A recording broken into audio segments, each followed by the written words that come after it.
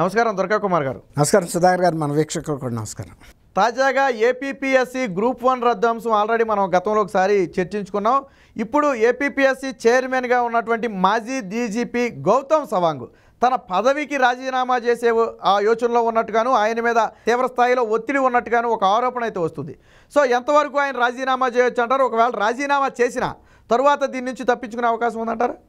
ఇప్పుడు అన్ని విషయాల్లోనూ తెలంగాణకి ఆంధ్రప్రదేశ్కి సారూప్యత ఉన్నట్టుగానే మన ఎన్నికల ముందు జరుగుతున్న సంఘటనలు సేమ్ ఇక్కడ కూడా జనార్దన్ రెడ్డి గారిని ఒక ఐఏఎస్ అధికారి ఇక్కడ పేపర్ లీక్లు అవ్వటం, తర్వాత ఇవన్నీ వైఫల్యాలు, పరీక్షలు సరిగ్గా నిర్వహించకపోవటం, దీంతో మనోవేదన చెంది ఆయన కూడా రాజీనామా చేసి వెళ్ళిపోయాడు. అసలు ఆయన యాక్చువల్గా రిటైర్ అయ్యి అమెరికాలో విశ్రాంతి తీసుకున్నప్పుడు ప్రభుత్వం అడిగింది కదా అని వచ్చాడు. నిజానికి ఆయనకు మంచి పేరుంది, కానీ మూల్యం చెల్లించాడు.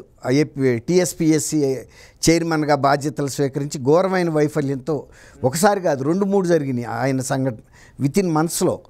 ఆయన కూడా రాజీనామా చేశాడు. ఇప్పుడు ఇది కూడా అదే పరిస్థితి అండి. ఇది కూడా చాలా తీవ్రమైన వైఫల్యంగా హైకోర్టు నిర్ణయించి జడ్జిమెంట్ ఇచ్చింది.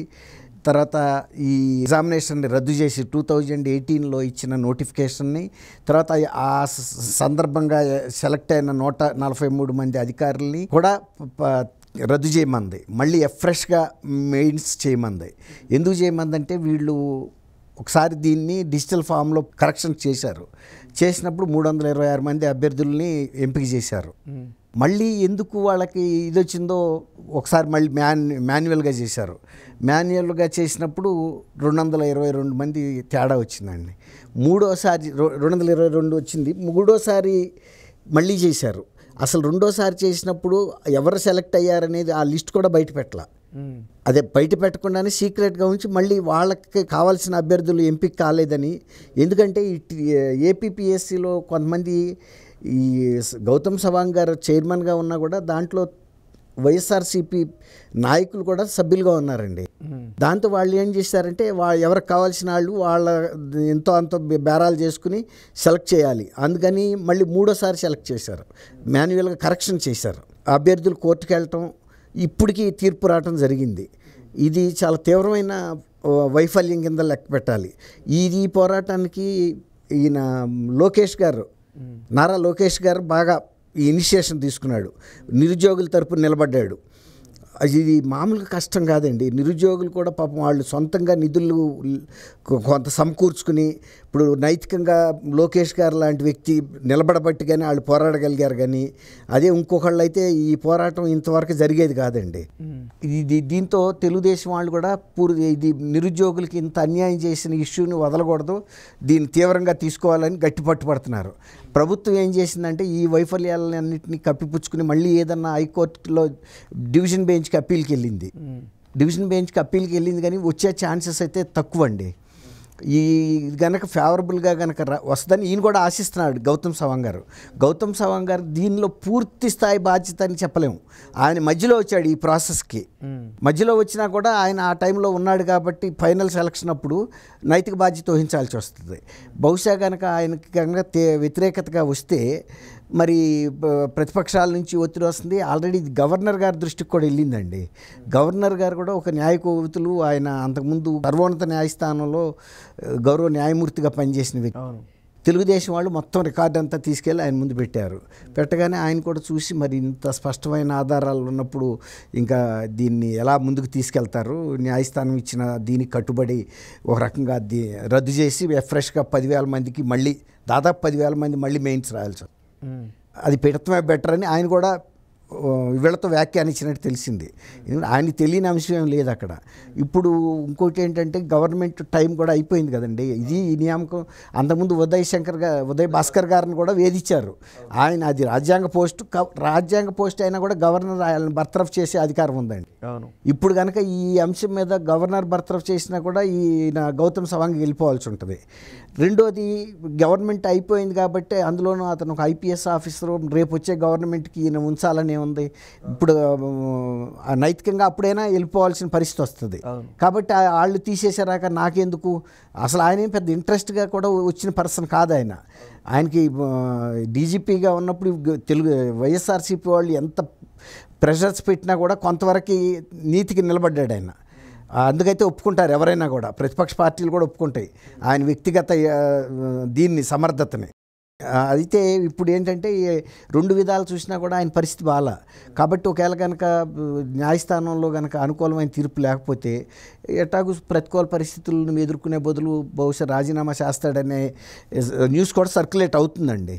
అంటే ఆయన సన్నిహితులే చెబుతున్నారు ఆయన ఏం పెద్ద ఇంట్రెస్ట్గా లేడు, ఈ మానసిక వేదంతా అనిపించే బదులు ఒక రకంగా తనకుండా ఇమేజ్ కాపాడుకోవటానికి రాజీనామా చేస్తాడు. ఇప్పుడు ఇక్కడ జనార్దన్ రెడ్డి గారు కనుక టీఎస్పీఎస్సీకి రాజీనామా చేసినట్టుగా అది అక్కడ కూడా చాలా వరకు ఇట్లాగే ఉన్నాయండి రెండు రాష్ట్రాల్లో పరిస్థితి. ఈ ప్రభుత్వం కూడా ఇప్పటివరకు దీని మీద ఒక విచారణ కమిటీని వేస్తున్నట్టుగానే లేదా ఆ ఏపీపీఎస్సీ నుంచి వివరణ అడిగినట్టుగా కూడా ఎందుకు కనపట్లేదు అంటారు అసలు? ఎందుకు అంటే ప్రభుత్వానికి తెలిసే జరిగిన తప్పు మీద ఎందుకు కమిటీ వేస్తుంది, ఎందుకు వివరణ అడుగుతుందండి? ప్రభుత్వానికి తెలియపోతే కదా. ఇప్పుడు అందులో జరిగిన ఆర్థికమైన లావాదేవీలు వైఎస్ఆర్సీపీ వాళ్ళు లబ్ధి పడ్డారు, ఆ డబ్బులు ముట్టిని అభ్యర్థుల నుంచి భారీ స్థాయిలో డబ్బులు ముట్టినాయి. కాబట్టి ఇది ఒక ఆర్థిక కుంభకోణం వెనకాల. కాబట్టి ప్రభుత్వం ఎందుకు అడుగుతుంది? ఇప్పుడు తను పొట్ట తను చీల్చుకోదు కదండి. కోర్టు ద్వారా బయట పెట్టబట్టి నిరుద్యోగులంతా సంఘటితంగా నిలబడి, అలాగే మిగిలిన ప్రతిపక్షాలు కూడా వాళ్ళకి నైతిక మద్దతు ఇచ్చి చేపట్టి వాళ్ళ కేసు ఇంతరాక నిలబడింది. లేకపోతే నిరుద్యోగులకి ఎక్కడుంటాయండి నిధులు, ఎక్కడుంటాయి పోరాటానికి టైం ఎక్కడ చిక్కుతుంది వాళ్ళకి? తర్వాత వాళ్ళకి మార్గదర్శనం చేసేవాళ్ళు ఎవరుంటారు? అట్లా ఇవన్నీ కూడా వాళ్ళకి కొంత సహకారం దొరికింది. ప్రతిపక్షాలు కూడా నైతిక మద్దతు ఇచ్చినాయి. ఆర్థికంగా వాళ్లే పాపం పూల్ చేసుకున్నారు, డబ్బులు సందాలు వేసుకుని పోరాడారు. ప్రభుత్వం మీద నిరుద్యోగులు పోరాడి గెలిపొందారంటేనే మీరు అర్థం చేసుకోండి ఎంత వైఫల్యం ఉంటే వీళ్ళు సాధించగలిగారు. ప్రభుత్వం ఎటువంటిది చేసైనా సమర్థించుకోగలుగుతుంది. అవును, అందులో వైఎస్ఆర్సీపీ ప్రభుత్వం అసలు ఎవరు కూడా ఎదురు తిరిగి పోరాడే పరిస్థితిగా కూడా లేదు, అంత బెదిరింపులు కూడా వస్తున్నాయి. మరి అట్లాంటిది వాళ్ళు దాన్ని ధైర్యంగా ఎదుర్కొని పోరాడినందుకు నిరుద్యోగులను అభినందించాలి. ప్రభుత్వ వైఫల్యాన్ని చివరి టైంలో కూడా దీన్ని కూడా బయటకు లాక్కొచ్చారు వాళ్ళు. నిరుద్యోగుల పట్ల వీళ్ళు చేసేది డబ్బులు తీసుకుని వసూలు చేయటం, ఉద్యోగాలు ఇచ్చేదే తక్కువ లేవు, ఆ ఉన్న ఉద్యోగాలు డబ్బులకు అమ్ముకున్నారండి. ఇక నిరుద్యోగుల పట్ల వెళ్లకుండా శ్రద్ధ ఎలాంటి పడుతుంది అనుకోవాలి? చిత్తశుద్ధి. కానీ తల్లిదండ్రులకి ఎంత ఆవేదన కలిగే అంశం అండి ఇది. దాని తోడు అభ్యర్థుల ఎంపికలో కూడా కింద రాశారు, ఈ మీ ఎంపిక గౌరవ న్యాయస్థానాల తుది తీర్పుకు లోబడి ఉంటుంది, ఒకవేళ తుది తీర్పు వ్యతిరేకంగా వస్తే మీరు స్వచ్ఛందంగా రాజీనామా చేయాలని వాళ్ళు రాశారు. కానండి కానీ లీగల్గా వచ్చేటప్పటికి ఎన్ని చిక్కులు ఉంటాయండి అక్కడ. డబ్బులు అయితే ముట్టేసినాయి పాపం. వీళ్ళు ఇప్పుడు ఎవరైతే అభ్యర్థులు కొనుక్కున్నారో పోస్టులు, వాళ్ళు ఇవాళ ఈ పద్మవ్యూహంలో చిక్కుకున్నారు. అది మరి ఇలాంటి ఘటనలు నిరుద్యోగుల్లో ఒక నిరాశ నిస్పృహలను కూడా కల్పిస్తాయి కదా. ఎందుకంటే ఏపీపీఎస్సీలు ఉద్యోగాలు అమ్ముకుంటారు మనకు రావన్న ఒక భావన రావచ్చు. తెలుసు కదండి. ఇప్పుడు ఇంతమంది సంఘటితమై పోరాడారంటే ప్రతి గ్రామంలోనూ తెలుసు. ఏది వైఎస్ఆర్సీపీ ప్రభుత్వంలో గవర్నమెంట్ ద్వారా ఇచ్చే ఉద్యోగాలు కూడా డబ్బులకి అమ్ముకున్నారు. అందుకే ఇన్నిసార్లు మూల్యాంకనం చేశారు. వాళ్ళ అభ్యర్థులు వచ్చే వరకు 3 తుది జాబితాకి, అది అందరికీ తెలుసు ఊళ్ళల్లో. ఇప్పుడు మొన్న ఇక్కడ తెలంగాణలో కూడా నిరుద్యోగులకి అసహనం పెరిగి ఆగ్రహం పెరగబట్టే కదా బీఆర్ఎస్ గవర్నమెంట్ ఇక్కడ ఓడిపోయింది. సేమ్ అది అక్కడే మళ్ళీ అదే పరిస్థితి.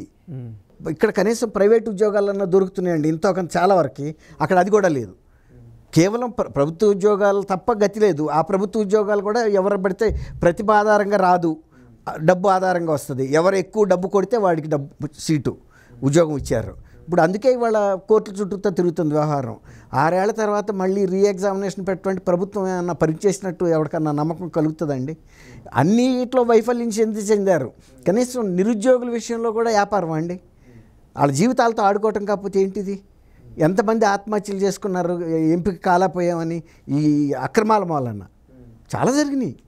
తర్వాత ఉద్యోగాల్లో రావట్లేదని తల్లిదండ్రులు ఎంత వేదన చెందుతున్నారు పిల్లలకి. ఇప్పుడు ప్రైవేట్ పెట్టుబడులు కూడా రావాలి కదండి, సన్నీళ్ళకి వేణీళ్ళలాగా. గవర్నమెంట్ ఎన్ని ఇవ్వగలదు?